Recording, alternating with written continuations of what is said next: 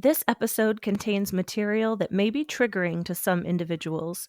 Please check the show notes for more information and be mindful of your own mental health and comfort levels. I am so excited to tell you about Inclusive Neuroverse, a small business founded by an amazing 7-year-old with autism and ADHD. Their goal? To spread awareness and acceptance of neurodiversity through their unique apparel and accessories, all designed with love by their founder. Most elements are hand-drawn and crafted to celebrate and uplift the neurodiverse community. Show your support by visiting inclusiveneuroverse.com. Don't forget to use code QUIETCONNECTION, all one word, all uppercase, at checkout for a 15% discount. Let's make a difference with every purchase.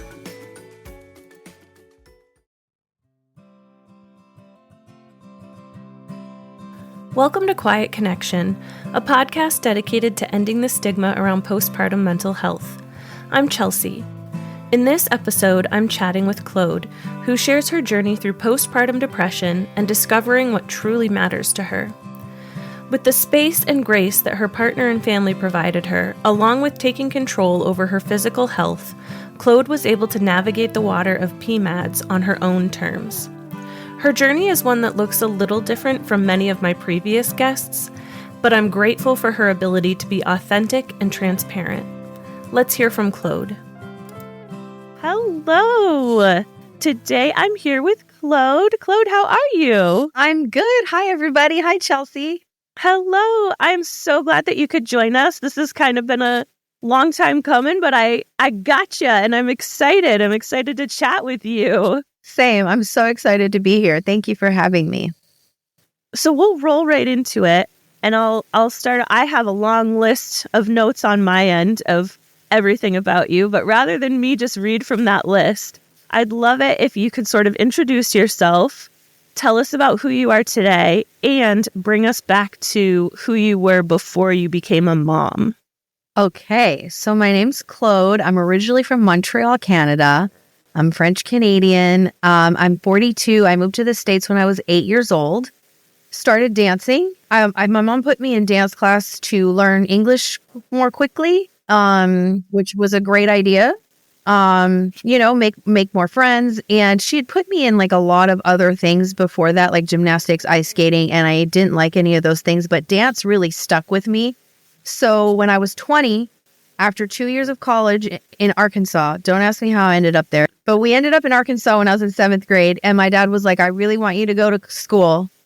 And I didn't want to go, but I went to college for 2 years, and then I had to get out of there. I moved to Los Angeles and pursued a professional dancing career, and I did that for 18 years. And then 2020 came along, and I always call it like the year that almost killed me. And it's just because of COVID, although let's be honest, that wasn't a really good time for anyone. No. But in January of 2020, I had my son. I was 38 when I gave birth. I had a home birth. I chose to give birth at home in the most natural way possible and make this the most calm experience for him and also me. And 3 days later, it was the first time I was leaving home, and my mom was like, I take Nova, that's my son, go eat dinner outside of this house with Noah, my husband. And I remember we like sit down at the restaurant, and I just get this overwhelming, like fearful feeling. Like my heart started going crazy.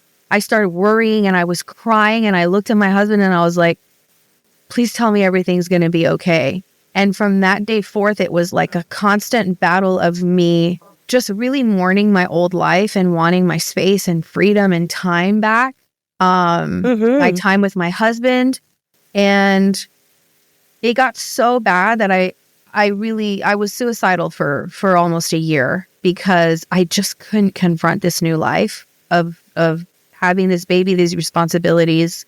It was nothing like what I thought it was going to be. And so then COVID hits, like March 13th, I think it was. So he was about 9 weeks old. And at first I was happy. I was like, oh, now we're all trapped inside. Now everyone can't go anywhere like me. Right. Everyone's at home. Now I'm not home alone. Like, I want to be out with my friends and working and on a motorcycle ride. Like, no one can go anywhere. And then that got old really fast. And so the entire entertainment industry was shut down. Like we couldn't, there was no like sets, there was no rehearsals, no shows, no tours, nothing. Yeah. And I just remember Chelsea being like, I need something to do. Like I'm trapped. Not only am I trapped like in the house because of COVID, like I'm trapped in here and there's nowhere I can go. And then I have to take care of this baby and try to be present. I'm like, so I need something to do. And eventually something fell magically into my lap, direct sales. And I was like, okay, I can put my makeup on every day and sell makeup and skincare. And it actually like woke me up out of this trance that I was in. And it gave me purpose to show up for like women online. And I shared my postpartum story on my Instagram and so many women resonated. I was like blown away at the response. Yeah. I was going to ask, you like so seamlessly jumped right into your birth and postpartum journey. I was going to ask, did you know anyone at that point who had gone through any sort of postpartum mental health disorder? Ooh, I got chills when you said that. Like I never experienced depression or anxiety in my whole life. Like I was a very happy, very joyful, positive, like driven person. Like I enjoyed life. I had fun living life. And then nobody had ever talked to me about the possibility of postpartum depression. I didn't really know a lot about it. Most of my friends who had babies already made it look like it was a good old time. And my mom was like, it was easy for me raising you and your brother, you know? It was easy. And I was like, can anybody... That had to feel so isolating. Like you're already feeling so isolated, but like, to hear like, that was easy. It's actually kind of perfect timing for you to say that. Our whole theme in the support group this week is like things that you didn't need to hear. And one of them is like, everybody does this. It's so easy. Why isn't it easy for you? And right. And how damaging is that to hear that when you're going through that? Yeah, because what can you really do? Like, this is my honest reality right now. Like, this is what is happening. Whether you think I should be going through it or not, it's happening. Yeah. And, you know, I had another friend of mine be like, oh no, I had 3 kids. I felt like a queen. And I was like, oh my God, like, I just want like 1 ounce of that. Oh my gosh. What sort of prompted you to take your story online? Were you looking for others who were sort of going through the same thing, or you just wanted to share, or? Well, so when I started the direct sales company, a lot of the times they encourage you when you like start your new business to go live and make like this announcement, like a launch, like, hey guys, you know, I started, you know, my own little direct sales company. I'll be selling skincare and makeup, blah, blah, blah. And they encourage you to share your story. And I was like, the reason why I'm starting this is because I'm losing my mind. I need something to do. I need a purpose. I want to help people somehow. And I feel like this is the way to do it. And the reason I feel this way is because I've been dealing with postpartum depression. And what's weird, I'm always that person, Chelsea, that like doesn't really understand the rules of what I'm entering in. Like, I don't understand, like, does that make sense? Like, you know, like, oh, postpartum is, you know, is like taboo. Like, we don't talk about that. I didn't know. I'm like, what? Don't talk about that. This is what happened to me. But I got so many women messaging me like, I went through the same thing. I suffered in silence. I didn't know what to do. And, you know, this is very common with a lot of women. They don't know. Nobody can really be there for them because nobody understands what's happening. Well, and I think it's not so much that nobody understands. It's exactly what you said. We're being told to not talk about it. Yeah. We're being told, and there's this narrative being pushed, especially through social media, that having a baby is just this beautiful, wonderful, magical experience. Yes, exactly. That was the perfect face. It was the okay face. There are so many of us that are not experiencing that beautiful, joyful, magical, just life. Yeah. And one thing that I repeat in a lot of my episodes is the narrative that I had pushed on me is like, don't scare new moms. Don't talk about this because you don't want to scare new moms.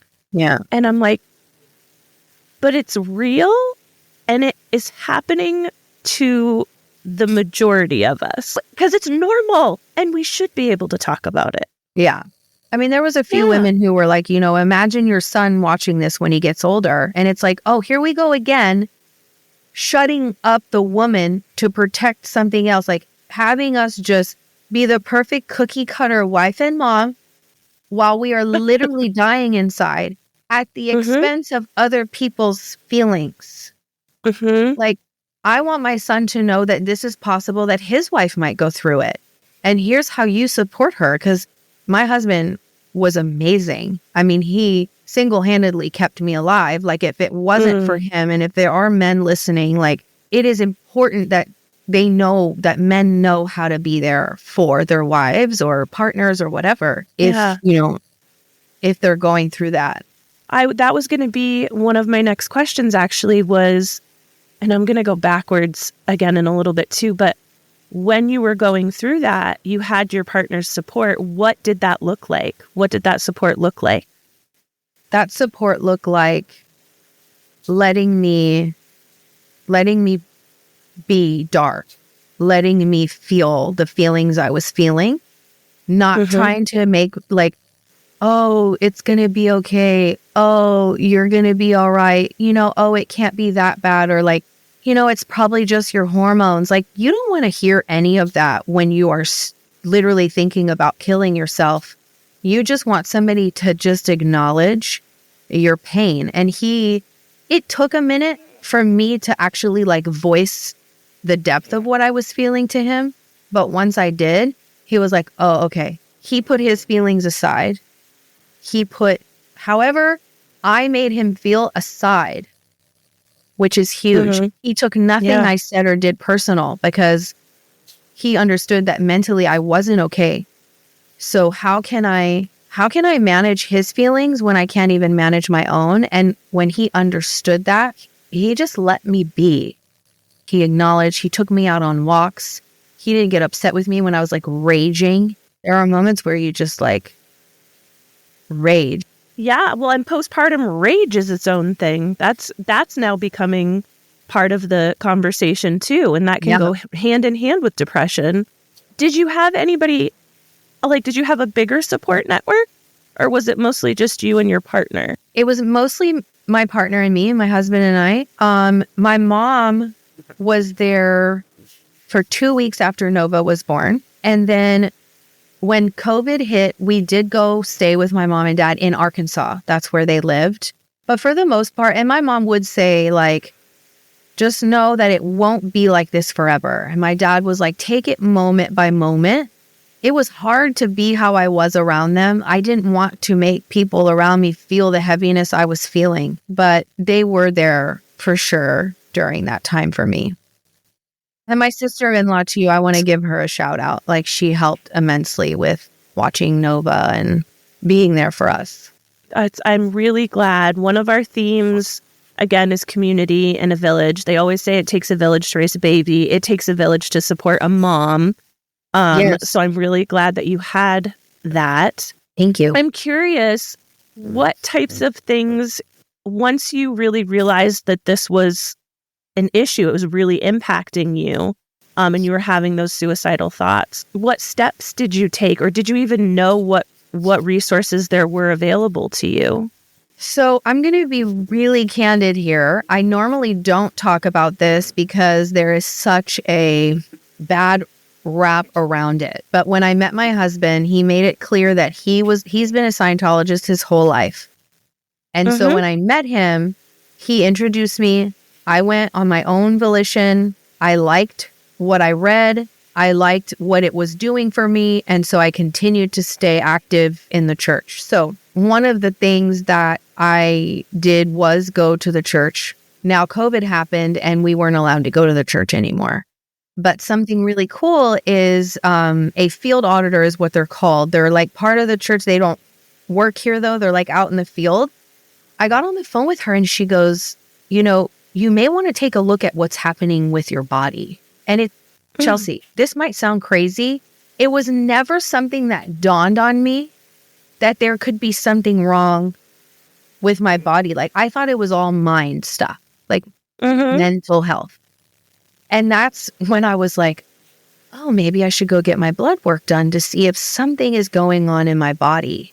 And that's what began, I was diagnosed with Hashimoto's. Everything started to kind of make more sense, where I had like a leaky gut, I had hormone imbalances, and everything was connected. So once I started addressing like my body, my nutrition, and like working out properly, things started to help a lot, like a lot. If only I had known that, a year and a half ago. I had to go through all that suffering to get to this answer. I know. Well, and the flip side of it too is that even if you may have looked into it in the beginning, females and like birthing people and just in general, like our symptoms are so often dismissed. So for you to get those diagnoses is huge. You're not my first guest who has gone through a very, very similar situation. Like she got her blood work done finally, and she was also diagnosed with Hashimoto's, but it took years for her to get a diagnosis like that. And it's crazy, number one, what having a baby will do to your body just in general and your hormones. So for you, it was kind of twofold. You kind of like, you decided, you took a step outside of yourself and were like, I need to do something for me. And you got into the sales, and that was really good for you. And then also looking into your body and how that was being connected to what was going on in your mind. And that started that shift for you. Yeah. And I think what really helped me was starting my direct sales company. And then as I started to feel better, I was, I need answers all the time. Like if there's a problem, I know I can fix it. It's just finding the right person to help me fix it in the right way, Yeah. And I was just on a continuous journey to find something that's going to help this body. What I did want to say, because I'm a functional nutritionist now, because of my journey, an autoimmune disease, there's 3 things that need to happen in the body for it to erupt. And this is why a lot of new moms are diagnosed with Hashimoto's, because the gene has to be in your body, but it's only 1% responsible. So the disease can live in your body for a very long time, and it's never woken up, because you also need to have something wrong with your gut dysbiosis, leaky gut, some kind of gut imbalance.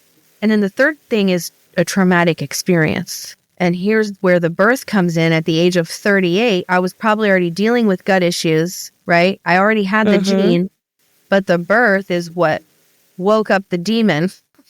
Yeah. Open the box. Yeah. Yeah.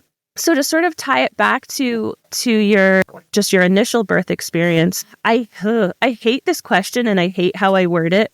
How was your experience in bonding with your son? Did you struggle with that at all? I didn't. You guys, this is going to sound awful, but I always keep it raw and real. I didn't really see him until he was about a year and a few months old. When I look at pictures now, it's almost like I'm seeing a different human because I couldn't see him. I was so gone. I was so wrapped up in my own trauma and my own pain and sadness that no, how am I going to bond from that place with him? Exactly. Yeah. Which is why I hate that question. But I ask it anyway because there is so much shame that comes from that. And you are not alone in that. I experienced that with my first daughter. It took hard work to bond with her because of my own suffering. But I ask the question so that listeners who are going through it understand it does not negate your love for your child. And it is normal. It's normal. Well, here's what I will say. It is common. I don't know if it's normal, because I know the word normal sucks too. Well, And it's not, you never want to make somebody feel like what they're going through is abnormal, but like, it's just like the thing of like people now accepting like feeling bloated is normal. It's not normal. There's something is off. Right. It's Right. common, right? So like, I think I've come to the realization that it is very common, but that's because of everything else that like sparks that off that we actually do have control of, but we're not educated on, right? Such thing as like eating an anti-inflammatory diet while you're pregnant and after is going to save you from experiencing these depression and anxiety feelings. Also knowing that like your body's hormones go up to 300% more when you're pregnant. A lot of women don't know that. And then when you give birth, they come crashing down. And we're expected to just be like, look at me, I'm a mom and I love my baby. And look, now let me breastfeed you, which I've never done before. Like it is, listen, maybe like back in the olden times when all we had to do as women was maybe like bear children. Like that was our job back then. Yeah. But life is different. I'm really glad. I'm glad that you made that distinction because I do use that word normal, even though I don't love it. But I think common is is what I mean when I say it. So it's taken like over 100 podcast interviews now, but like for someone to say common rather than normal. And so, so if you're listening to this and you feel it and you're having trouble bonding with your baby, that's common. There's nothing. No. Yeah, it does not mean you are a bad mom. No. And it doesn't mean that you don't love your child. I think I compared it to when I had my first, it was like I gained a roommate that I didn't sign up for. Like, I mean, I obviously signed up for it, but like you get no info about this person, right? And they just start living in your house and you're like, cool, what do I do with you? Oh my God. It is jarring. Like, and it's not that I want to scare moms, because here's the beauty in all of that I want to make sure I say today is my son turned me into the most epic version of myself that I have ever been. Without that growth and that discomfort and that suffering and struggling I went through, I would never be here having had helped now over 700 women get healthy, lose weight, balance their hormones. I wouldn't be here. I had to go through that to be the example, to be able to stand here and actually be of service to this planet. And like, it was just a major, like, I was so selfish before my son. My life was like me. I'm a dancer. Like, I can travel wherever I want. And it's all about me. Hire me. Claude. He taught me how to be selfless. But shedding that, like letting go of that, was fucking painful. Yeah. It's a complete identity shift. Oh, and that's an understatement. That is, yes, 100%. Yeah. Do you find that as he's gotten older, you've been able to sort of reclaim a little bit of that? Or do you even feel the need to? Like my old self? Yeah, like focusing on you a little bit. Oh, yes. Like this is one of the things that, you know, my brand, me as a coach, like I tell my clients, you have to put yourself first as a mom. You have to take care of yourself. I know what that shit looks like when you don't. And it is not good. And it will catch up to you. And you really can't be what your kids need you to be, what your partner needs you to be, if you're not filling your cup and doing things you enjoy and you're taking care of your body and nourishing it and working out. Like, one of my biggest core values is take care of you first. I know, I love it. I ask all of my guests, for anyone listening, it's like, describe yourself and what your core values are. And I feel like that's such a huge question, but you were so clear in your response. And it was like, I am fearless and I am a warrior and I know that I need to put myself first. Yeah. And I'm like, girl, yes. Like, I'm so glad that you're at a point in your life where you can recognize that you can be a good mom and a good spouse and a good person and still prioritize yourself. Absolutely. There's time I'm for still everything. learning that.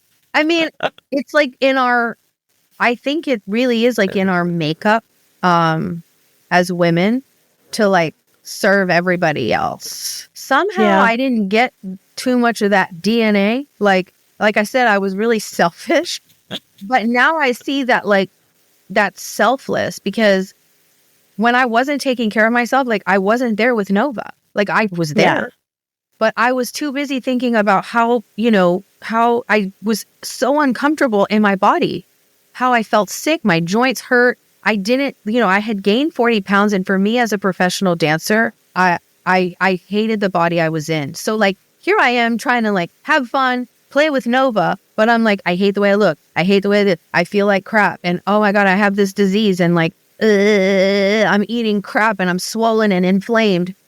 Like, you cannot be present with your children if you don't feel good about you. And I'm nodding and I'm saying yeah, and it's still a journey for me. So it's okay if it's still a journey for anyone listening. But yeah, everyone is at their own. They're at their own point in that journey. It's we all evolve at different times. Well, and I think what was cool about like when I was. So we met through Podmatch, which I talk about Podmatch sometimes, but Podmatch has been really, really cool in getting me to meet other parents and caregivers.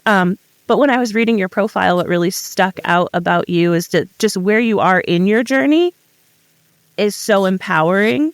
It made me feel empowered to see that you had gone through what you went through. And you're at a point in your life now where you really are this badass and you know it. You know what I mean? And I think that's really important for a lot of our listeners to hear because, again, you said it earlier, this isn't permanent. Like your mom was telling you, you're not going to feel like this forever. Mm-hmm. And you can get to a point where you're the most confident you've ever been and you're the most like productive you've ever been and feel the most fulfilled that you've ever been.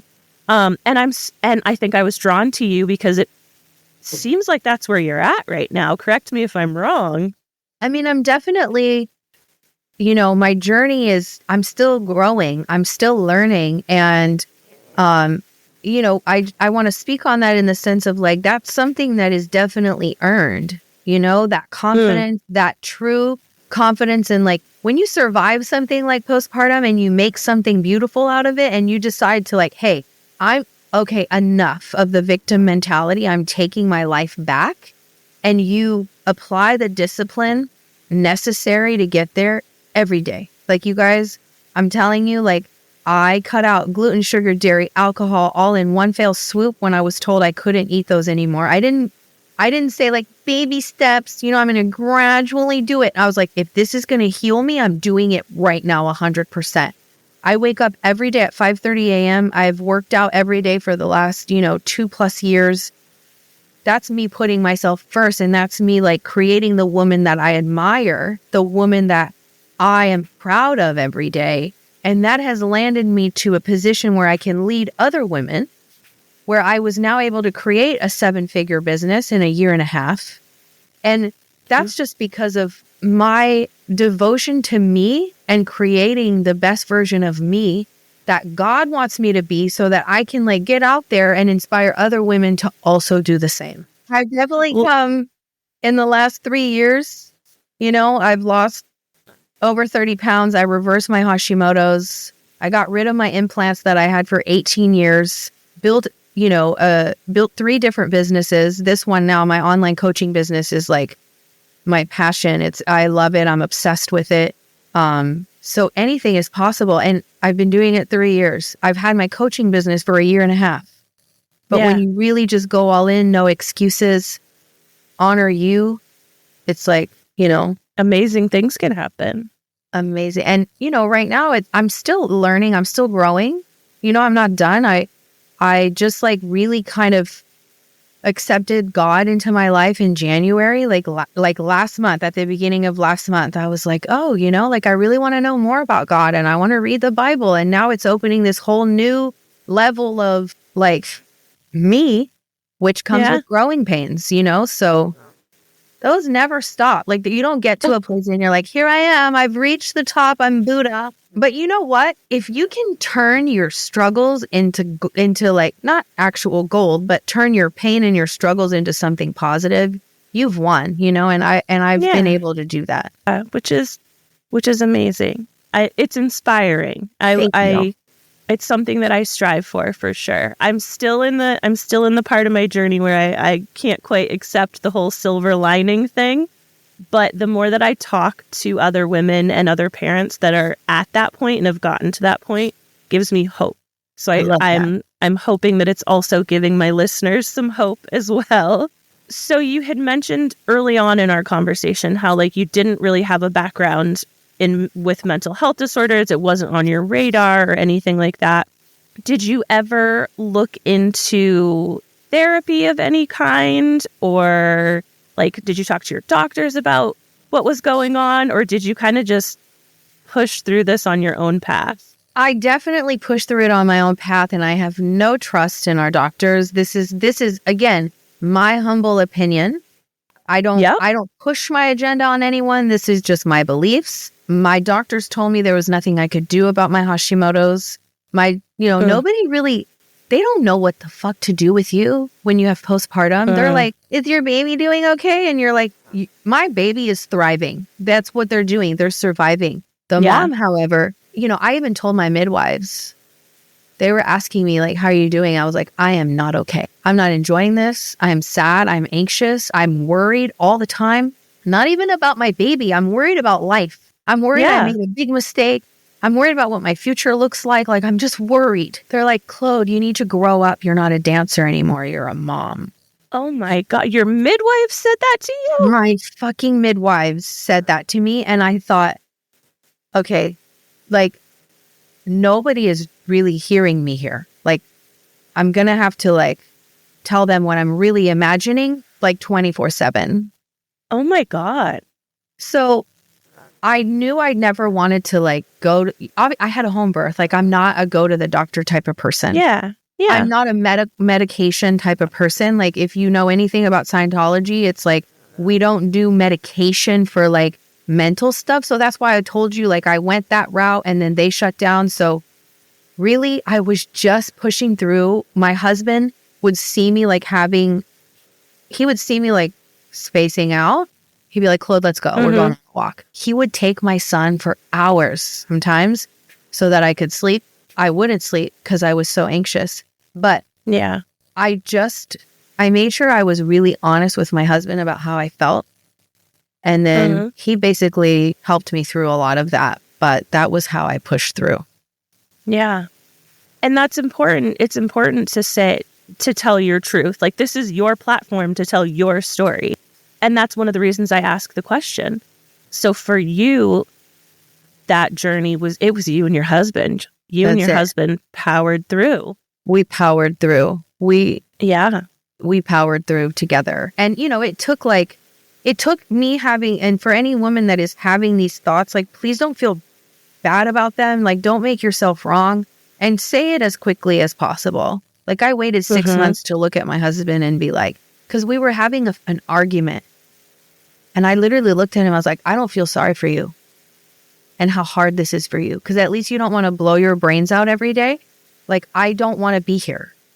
Yeah. And he was like, oh, okay. And like, he felt the severity of where I was at. And that from that day on, he just spent his time taking care of me really selflessly and not really knowing when this was going to be over. Yeah. Yeah. Because you don't know. You don't know.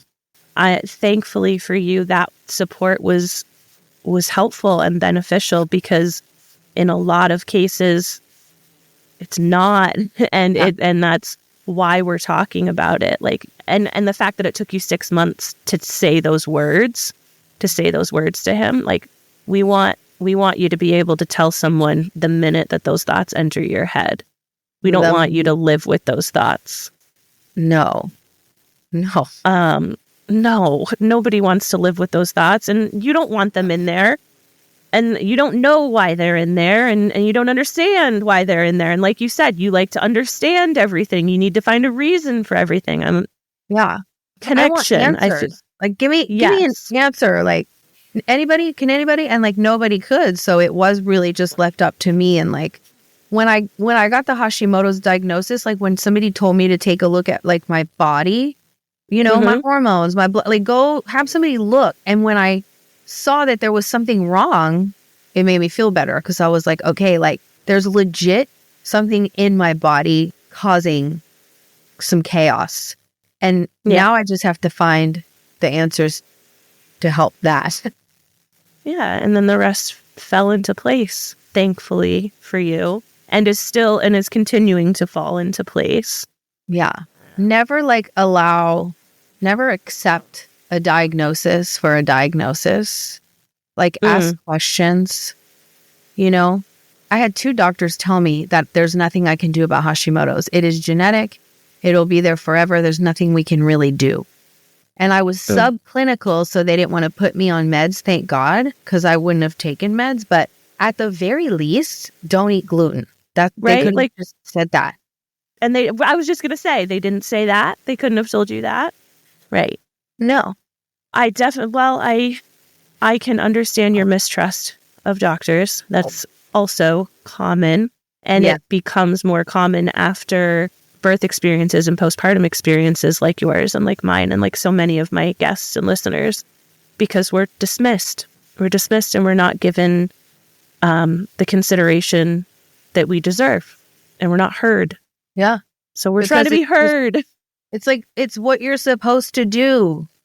You're a mom. Right. Like, you're supposed to just get the baby Deal and with feel it a certain way. It's like, unfortunately, in our world and the things that are going on in society and our makeup nowadays, like it's not like that. Like, no.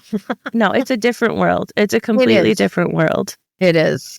It is. And people like you and talking about it and being so frank about it and like no bullshit and no, just saying this is what we need. This is because it's common. Yeah. I keep saying it over and over again. But I feel like the more transparent we can be and the more honest we can be, the less scary this is going to be. It's just going to become something that you're like, oh shit, something's up. I got to say something. Yeah, exactly. Yeah. Like, let's normalize it in a way to where women don't feel so ashamed, to where women know that they can ask for help. Like, think about whatever way that looks like for you. Right. Your journey is going to look different than my journey. It's going to look different from Claude's journey. But to take that step and say, I'm not okay. Right. And now what am I going to do to be okay? Right.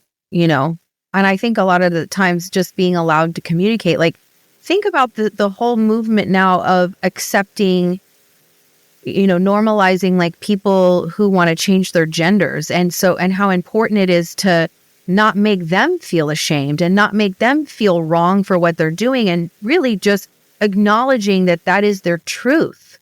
Mm-hmm. Same thing. You don't know this about me. I'm non-binary.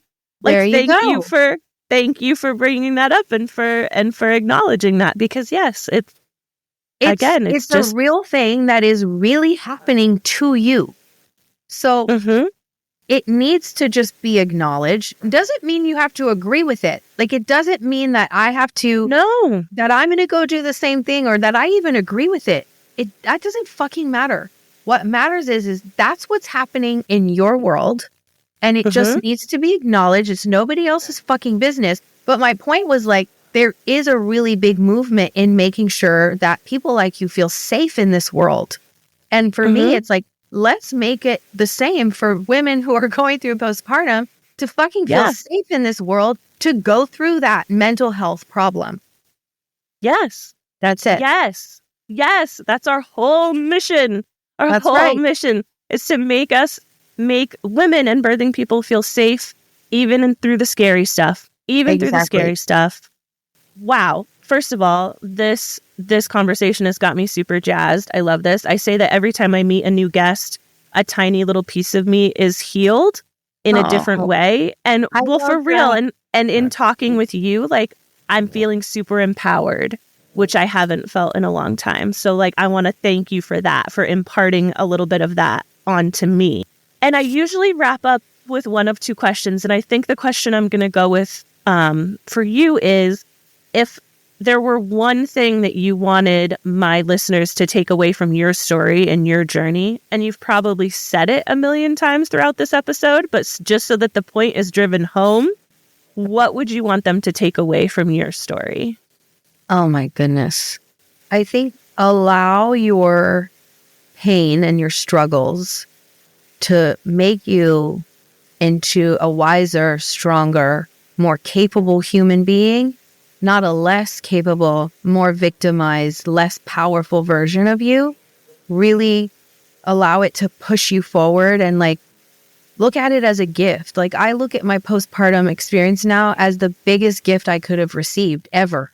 And to transform your pain and your struggles, and instead of feeling sorry for yourself that happened to you, be like, I'm so grateful it happened for me. And then see how your life can transform from there. I love that.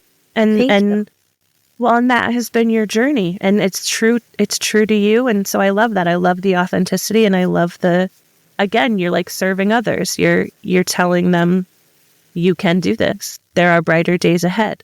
Yeah. And There I are think brighter days ahead. growth doesn't happen when you're happy and like chilling at the top of the mountain. Like, look at me. I'm fucking good. Like you're not growing in that place. Yeah, that's true. It's absolutely true. And it sucks. Ah, It sucks that we have to do that, that it happens. Not that we have to do that, but it fucking sucks that growth happens in the hardest and most painful places. But you're right. That is where it happens. yeah. You're not growing if you've got it all and you're on top of the world. Yeah, So. and there's always a next level. There's always like, people who stay stagnant. Well, they stay stagnant, and you really can't on this planet. Like you can't stay stagnant for too long. You'll start to either decline or you'll go up. And you get to choose every day. Which direction am I going with your choices? Well, it's a very empowering message. And I really appreciate you taking the time to chat with me and sharing your story and sharing your energy. You've got me all jazzed up now to go make dinner. I also want to make sure, and I will tag everything in the show notes, but if my listeners want to find you and connect with you, where's the best place that they can find you? Best place is on Instagram at Glow Up with Claude. And I will be doing a 12-week hormone reset course very soon for any ladies who are experiencing any kind of, irregular cycles, mood swings, can't sleep, weight loss resistance, any of those fun female symptoms. This is the perfect course for you, where you'll learn about why that's happening and how to fix it and how to lose weight. Awesome. So find Claude on Instagram. I will tag all of her information in the show notes so that you can find her if you'd like to. And yeah, just again, thank you so much. Thank you so much for joining me.